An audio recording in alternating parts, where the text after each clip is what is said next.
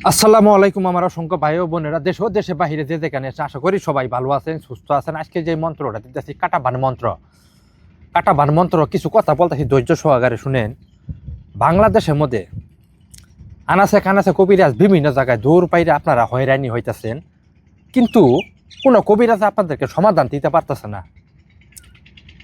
আমি তান্ত্রিক চান ভাই, একটা মেয়ে লোক যখন প্রেগনেন্ট হয় 3 মাস 4 মাস যা তখন কিন্তু উদ্গারি বমি আসে, কিন্তু আমারই বমি আসতেছে কবিরাজের কারণে অভাব নাই।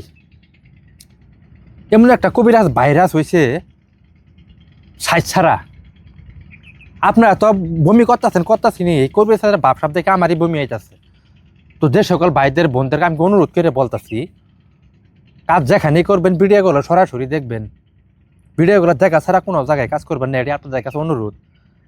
আর আজকে যে মন্ত্রটা দিতেছি, যারা শত্রুর অত্যাচারে অকল্যাণ হয়ে গেছে গা, ভিতরে পাসপোর্ট যা আছে সব মানে পতন ধরে গেছে গা, দাগি ধরে গেছে গা, দেওয়ালে ঠেকেছে গা, কিন্তু শত্রুর হাত থেকে আপনারা রেহাই পাইতেছেন না।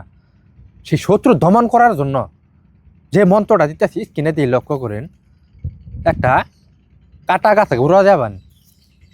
তারপরে আমি যে কাটা গাছটা দেখাইতেছি আপনাদের দেখে, আপনারা ধৈর্য সহকারে ভিডিওটা দেখেন।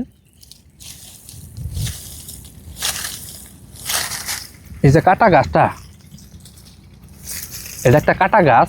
শত্রু 3 দিনের ভিতরে আল্লাহ কাছে আশা করি কাজের রেজাল্ট 3 দিনের ভিতরে একটা কাটা গাছের গোড়ায় যাবেন, যাওয়ার পরে মন্ত্রটারে 21 বার পাঠ করে সেই কাটা গাছটার মধ্যে ফুদিয়ে ওই কাটা গাছটা এক টানে তুলবেন। শত্রু মনে করেন যে কাটার মতো শুকে শুকে এই অবস্থা হয়ে যাবো গা। যেই শত্রু আপনাকে অত্যাচার করতেছে, টর্চারিং করতেছে, বিনা দোষে বিনি অপরাধে আপনাদেরকে টর্চারিং করতেছে, কিন্তু শত্রুর হাত থেকে আপনি বাঁচতে পারতেছেন না।